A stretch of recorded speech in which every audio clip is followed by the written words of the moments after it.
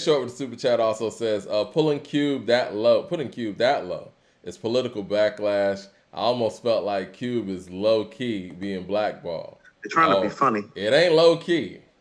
It ain't low key. Oh, and guess who's after Cube? They got 50 Cent over Cube. It's very I got problematic. love for 50, but 50 I mean, himself, 50 himself would be like, come on, man. I mean, let's just be honest about this. 50's not a top 25 MC, Mike. No, he's not. And I love 50. I think 50's necessary, man. I think that. I think he's necessary too, but that don't make him top 25. No, he's I not. don't even know if he's top 35 sometimes. I mean, a lot of people have had long, illustrious careers. I think that 50, he picked Him his deserves spot. to be higher than 50, in my opinion. Okay. He's done more work. He's done better work I outside don't know, of Get but Rich or I Die don't think Trying. he's done better. Outside of Get Rich or Die Trying, No, Mike. that's a big one. That's a big He one. did one great album, Mike. And Eminem has done 0 great albums. BCM with the super more chat work, says, work. mumble rap term was started by Wiz Khalifa in 2016 on Hot 97. Thanks for that information. I love that. I'm going to go back and check that historically, but if that checks out, we need to document that. Where's 'Cause I don't Wiz know- from? Huh? Where's Wiz from? Pittsburgh? Okay, that's still an East Coast guy saying some stuff like that, though. You feel what I'm saying? It don't change, but you know what I mean? Because sometimes the connotations about where it's come from is somebody from down south affiliated with Future, and those guys come up with the term, coin the phraseology. And I want to know also, BCM D-Dub, was he trying to be funny when he said it? Or was he saying this in like, a glowing way? But let me read what they say about 50. Because I think, as dope as I think 50 is, man, I think this is entirely too high. I mean, keep going. Okay. Go ahead. It says, after an attempt on his life left him riddled with 9 bullets, Curtis Jackson. Oh, let me see. Let me make sure I'm not missing anything. All right. Curtis Jackson revived from a mediocre resurrection. His 2002 mixtape, Guess Who's Back, prompted his signing of Eminem Shady Records under Dr. Dre's Aftermath Entertainment banner, and was followed by a Billboard 200 #1 debut, Get Rich or Die Trying, in 2003. The album served as an unapologetic street rhyme, dark humor, and some of the sickest choruses that year, thanks to 2 Hot 100 #1s in the club and 21 Questions with Nate Dogg.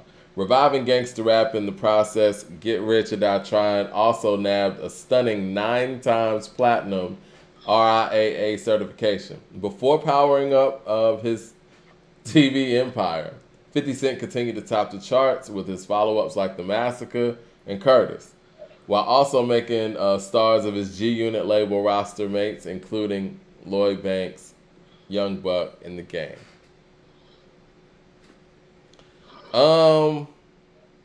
He had a great era. He had a great run. I think what he did for those artists, incredible.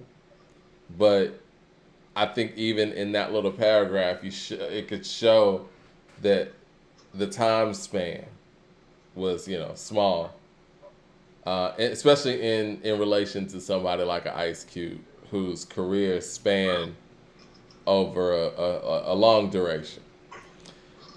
One's Bundy with the super chat says, most people would say that Wayne influenced the whole generation, but a lot will argue that Chief Keef had a bigger influence with less work. Same with Missy and Future. You know what? Chief Keef's another one of those. 100%. All right. So that was a little wild. Scarface. But you and I called 50 last week. We said 50 was going to make it in the top 20. I guess because we hadn't seen it yet. When we started looking at how the list was going, we could start tossing people. I told you, when we got that KRS and all that right there, I was like, okay, so it'd be no Prodigy, no Cool G Rap, no Cameron, no Big L. Oh, yeah, Cam, man. Damn, Cam not top 50? Mike. Jeez. Raekwon the Chef didn't make the top 50 list. Ray? Ray didn't make the top 50? Is Slick Rick on this list? I'm going to say it again. Did Slick make the list? I'm going to have to go back through it, but I don't think he is. So let me get this straight. This list doesn't have any Slick Rick on it. It doesn't have any Prodigy on it. It doesn't have any Cool G Rap on it. It doesn't have any Raekwon on it. Yeah, and this is why Mike, we're here. I This would is why. intentionally take this list outside and piss on it, even though all the toilets in this house are functioning fine. I would do it in front of the neighbors and everything, just so they understood how upset I was with this piss on the list. Scarface is 16. I don't even I think should I need still to. piss on this list because that's too. Having Scarface and Ice Cube at 16 and 18 is letting me know that they're out of touch, Mike. J. Cole. These are people who are involved on this list, quite frankly. And this is what I mean. People always talk about how, like, you know, there are too many old heads. No, there are too many young heads who don't know their history trying to rewrite the history. So Yeah, when you put Ice Cube and Scarface and Rakim right here in this grouping, what you're telling me is that you're under 35 and you might not know what the fuck you're talking about totally, which is why when people start talking like about pre-85, we shut the fuck up, don't we? True. And I want to talk about...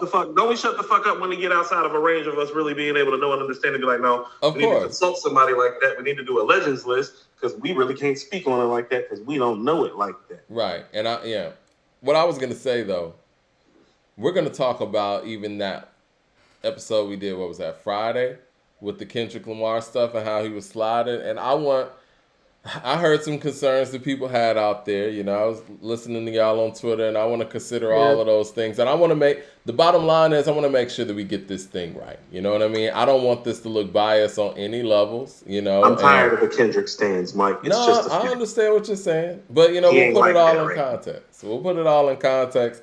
I don't want it to come across as, you know what I'm saying, we hating on Mike, we're not hating. He was borderline top 10 all time when he left 5 years ago, and then he dropped a piece of crap. So, slide. See, that's the kind of stuff that makes people feel like we're hating. How are we hating when that's what happened? He was borderline top 10 all time. Fact, right? You think he gonna win album of the rap album of the year Sunday at the Grammys? I hope not, because he doesn't. Because if he does, that piece of crap that you're saying it is, people are gonna throw that in your face and like, well, it won best rap album at the Grammys. Oh, how long did it take Nas to win a Grammy? Right, that's what I think of the Grammys. Okay, I'm just saying. That's what I think of the Grammys, and even the year that Nas won his first Grammy, Alfredo's better than King's Disease won. And as a Nas fan and somebody who calls him the greatest MC of all time, I pulled up on this platform and said that because you want to know why? Alfredo is better than King's Disease won. And it should have won the Grammy because if it goes to it's called Best Rap Album, right? Yeah. Well, I want the Best Rap Album in the category to win Best Rap Album, seeing how it's called Best Rap Album. I don't know what the fuck that is he made last year, but I'm tired of telling everybody that it's not good. I'm tired of everybody trying to convince me that it is good. Let's discuss the facts. When he left 5 years ago, which is now 6 years ago, he was borderline top 10. He made a bad album. Show me where you can leave your profession for 5 years, come back and not be up to par for even average level standards, not your Hall of Fame standards, but average level standards, and you're not going to slide.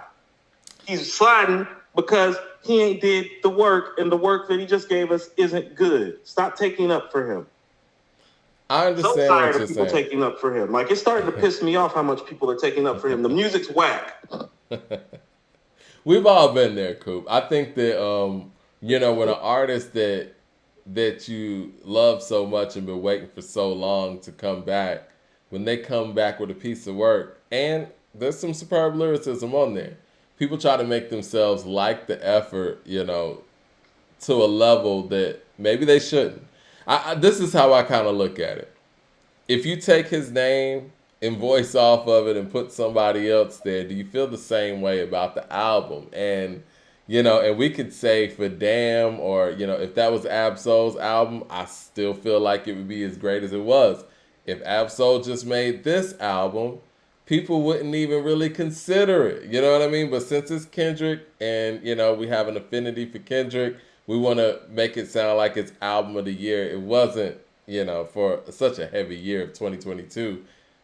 those albums that we had above it, I mean, I think are If genuinely Kendrick better made the albums. Herbert album, we'd be calling him the greatest MC of all time. People would literally Yeah. be pulling up. If he made an album that sounded like Herbert, people would be literally pulling up on me like, he's the greatest MC who ever lived. Yeah. Except for Even if he's he not. made like Sky Zoo's All the Beautiful Things, you know what I mean?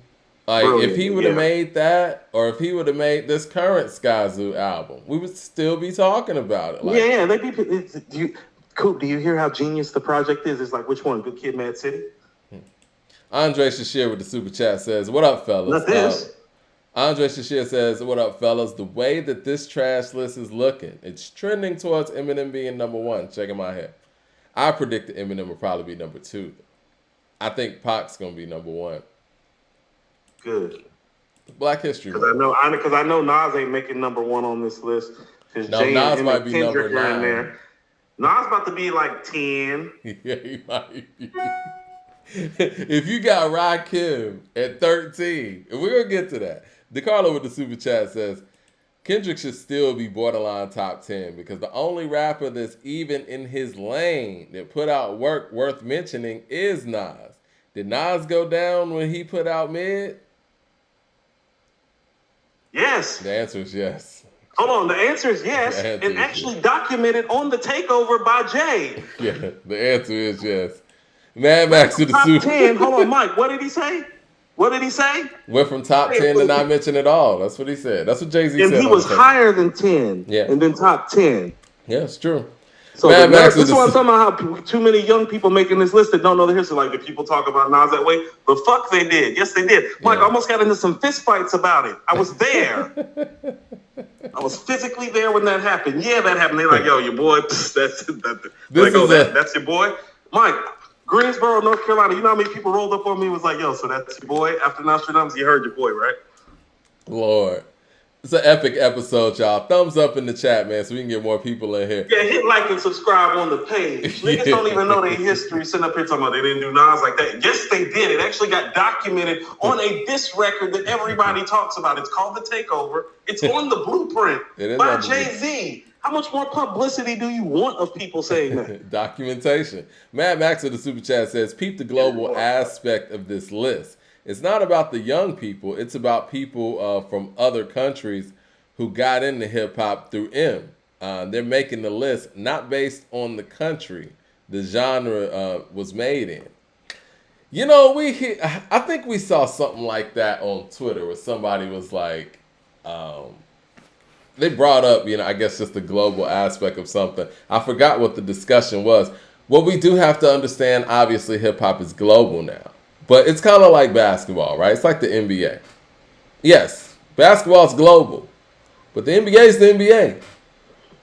And you know what I'm saying? And you could be a great player in Europe, but when you come to the NBA and you're a great player, it's a different level. You know, and I say that respectfully. Hip-hop started here. It was cultivated here. It grew here. And this is always going to be the heart. I mean, American hip-hop is always going to control the narrative in that way. Not saying other people can't do it. And I think other people should do it. I think it's a beautiful thing. But American hip-hop is going to lead the charge. It just is what it is, especially from a historical standpoint. Now, if we get 20 years down the line, and that's a different case, and then people 20 years down the line are making these lists and all that, I get it. But no, I mean, right now, I don't see how someone from who's not of the American hip hop experience can make those lists when nobody from their side of the pond is even represented on here. Kendall Outlaw with the super chat. Go ahead. You want to say something? Hold on. Yeah, no, Mike, I was about to say, because I was about to jump down another rabbit hole, but I see some of the chats popping up, so let's see. Yeah, let's get to the super chats real quick. Kendall Outlaw with the super chat says, Jay-Z had subpar albums too, but y'all still ranked him at number 2 overall. I think what Jay-Z did was Jay-Z, even in subpar albums, and I've always said this, he at least gave you like still 2-3 bangers to kind of mask from the fact that some of those albums weren't at the level that he could make. You know what I mean? Like even with Volume 3, I don't really love Volume 3. Volume 3 got So Ghetto. Volume 3 got Volume Big 3 got Pimpin'. bangers on It it, Mike. does. You want to talk about the Dynasty? Give It To Me's on there. This Can't Be Life is on there. It's easy. 1-900 Hustlers Yeah. on there. Yeah. I mean, The intro to the Dynasty. exactly. So he Come was and Get able. Me's on Volume 3, Mike. Do It Again's on Volume 3. Even if you want to talk about the Blueprint too, Excuse Me Miss is on there. You know what I'm saying? Like and then he did it so quick because he was coming year after year. By the time you like, oh shit, what else is on the Blueprint too? Boom, I'm coming with the Black Album. Forget about that. So no, so people need to listen to what I'm about to say about Kendrick, and we're going to end up having this talk next week, especially if he cracks this top. If he makes top 5, no. You think I done lost my cool on here before? If he makes the top 5, and I gotta watch Rakim at 13, and like Nas at 9, and like Biggie at 6, and watch him be like 4 on their list or something, I'm gonna lose it live. I'm gonna go and tell you now I'm gonna lose it live, and I'm gonna tell you why. And I keep on saying this. And I wrote a whole article if you go to accordingtohiphop.com, you can see the article that I wrote when I was saying that the main reason that he deserves top 10 consideration is about what, Mike? His ability to make great albums consistently. Like, as in, that is your, like, that, everybody got a gift, Mike. Like, you know, like Nas's gift is storytelling. You know what I'm saying? Ghostface's gift is being animated and abstract. You know what I'm saying? Rakim's gift is his lyrical tactician and proficiency and musicality incorporated into it. You get what I'm saying? Mm-hmm. Kendrick's special gift is making great albums. This last album wasn't good. You just lost your superpower. Show me that you got some superpower still.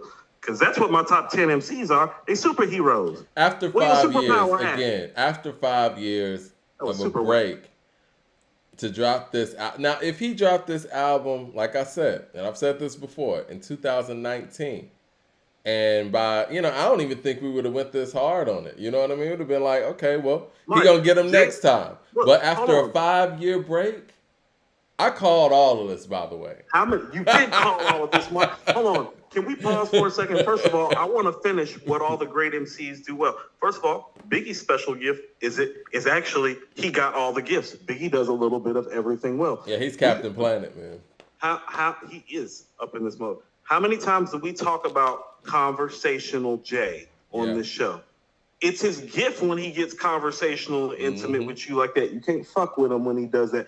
Kendrick's superpower is in the album making ability. All these other guys have interpersonal skills, Mike, and gifts that if they've made bad projects, those gifts still shine themselves through. Like, I keep on saying this. It's like, oh, do I like Nostradamus? No. Do I like Come and Get Me and Shoot 'Em Up and Last Words? Oh, hell yeah. Yeah, because that's him doing what he does. Yeah. Because that's him getting busy and doing what he does. He got a superpower. Yeah. And when he started using his superpowers, your superpower was the project. Like the you project said. wasn't any good. Because with Jay, again, to go back to him, Blueprint 2, right? Lackluster by most people's accounts. Yes, but the conversational But when stuff you on got there, songs like I Show You How to Do This, that's conversational Mike, Jay at his best. Hovey baby, Mikey being conversational with you. Yeah. Meet the Parents, conversational. Yeah. Yeah, when he conversational, Jay, hard to beat, even on a bad album. When he becomes conversational Jay for a whole album, you get the Blueprint and the Black Album. Damn, you faded him, ho. How you gave him that? Woo! Automata came with the alligator strap. Sick of you niggas with your now or later raps. Rap about it now. Hope you get it later. Do a couple shows. Hope you niggas is saving up. And then he goes in. This particular watch be a 1 of 1. That means this is exactly what I'm talking about. This is exactly what I'm talking about. Listen to what I'm saying. People sit up there and call this a Nas channel all the time. Do you know how many times you and I go off the cuff and spit J verses at the drop of the dime because there's such a litany and abundance of superior verses to pull from? Yeah. Mike, we ever pull Kendrick shit like that? Because it's not like that. That's not his superpower. He don't have that superpower. His superpower's in the albums. I want to see that you have your superpowers and get your ass in the back of the bus. BCMD Dub with the super chat says, Mike D. Wiz was not fond of it, but he didn't diss them. He said that he thinks that the new guys don't want to rap. It's cool for now, but it would evolve, and it did. Eric Terrell with the super chat says, "Y'all have a bias. '90s male New York." Try not to have a bias. I don't think that's the case. But no, we have to be honest. Well, if we do have that bias, it's because that's the hip hop culture that we were raised in, even as Southerners. And if you want us to tear down some of those barriers, you have to provide us with information. That's why I told you it's like, well, talking the glove is changing my mind because I'm talking to somebody that's integral to West Coast hip hop history and important to hip hop history as a whole, that culturally is disseminating some things to me as an elder statesman, somebody more talented, more closer and behind the scenes is telling me like, nah, Coop, like this, like turn that camera a little bit and look that way. Well, you can't ignore that shit. Yeah. And so it's not intentional, but what I'm saying is that we're trying to offer the lens as accurately as we can. Like, that's why I wanted to talk to the glove so bad. Well, see, I came up on 90s hip hop, right? And honestly, really, I would say 96 is when I really start coming into my own and really digging into the hip hop records. So everything else, I kind of had to really go back for. 94, I knew the stuff that was on the radio. I kind of really had to go back for Illmatic. I had to go back for the Tribe stuff, really, because I came up on Cass, right? I definitely had to go back for Rakim. And when I went back to that stuff, I'm like, yo, this is some of the best stuff ever made. I wasn't even raised on that. You know what I mean? So I think that other people of other generations should do the same thing and make a real decision on it. Now, granted, there are some things that come out of 90s hip hop, 90s New York hip hop specifically, that we may overblow, and people from a certain era might go back and listen to it and be like, yeah, this is just cool. You know what I mean? And that might just be nostalgic for the people that were there. But I've never heard anybody say that about when they played Paid in Full. You know what I mean? Go back and go play Paid in Full and say that's some average old head shit. It's not. Even when I go back and listen to Houdini and stuff, like, those are great records. And that's why I get tired of people saying that. Like, I don't think people understand this, Mike. So let's explain this to people. You and I are in our very early 40s. As in the first couple years of them. So if you actually look at that on a timeline, Mike, we weren't even allowed to listen to Slick Rick or Rakim or KRS-One or Big Daddy Kane or Cool G Rap or Mike, even some of the early Tribe stuff. Yeah, I was 12 in 94. So when Tribe came out with their first album, I was 8 years old. Now hold on. Let me just finish this thought, Mike, because you know this.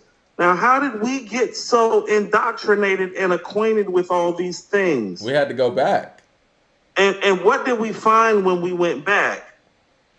We found that there was some great material. Actually, you know what I found? I found that a lot of that stuff that I went back and listened to was better than the stuff that I grew up listening to. And I remember listening to Public Enemy's, Brother's Gonna Work It Out. And I'm like, damn, I wish I was listening to this when I was in high school. But it was before me. I heard like Can't Trust This and stuff that MTV was playing, but I didn't have the whole Apocalypse 92 and 91 album. Well, this is what I mean. Much like you, Mike, you probably know this. It's like, when I heard Illmatic, I told people that's the best rap album ever. And all the heads around me was like, you need to go listen to Paid in Full. Yeah. I'm sure they did. Yeah. Okay. DeCarlo with the super chat says, a double disc is expected to be bad. So I don't really put too much stock in Mr. Morale, but I can say that it's not as bad as Nostradamus, Street's Disciple, Kingdom Come, and Magna Carta. I would say the difference there, DeCarlo, and those albums are all better than the album Kendrick just dropped. Well, I don't know. I mean, we could all talk about that, but I think that the difference there is, again, it didn't take them 5 years to make those albums either. And they responded to those albums way quicker as well. Like, it didn't take them 5 years to make those albums. If Nas would have, let's just say hypothetically, Nas drops Stillmatic, and then we got to wait 5 years, and then we get Nostradamus, that's going to be a problem. You mean it's over? Right. That's Okay. gonna be a Right. problem.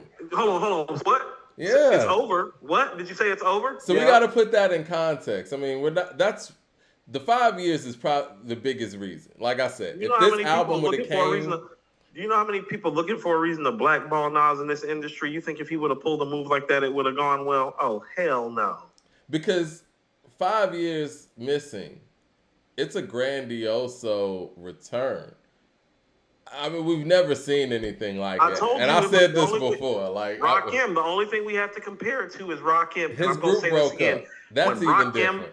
put down the mic, it was generally accepted and recognized that he was the greatest person to have ever touched the mic when he Yeah. left. It's not the same thing. The difference is there too is the fact that his group broke up. So there's a whole different dynamic.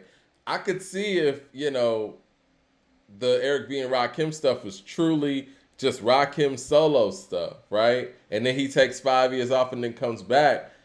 So not only is he dealing with that lag and the game changing, but he's dealing with the fact that I'm actually truly a new solo artist at this point.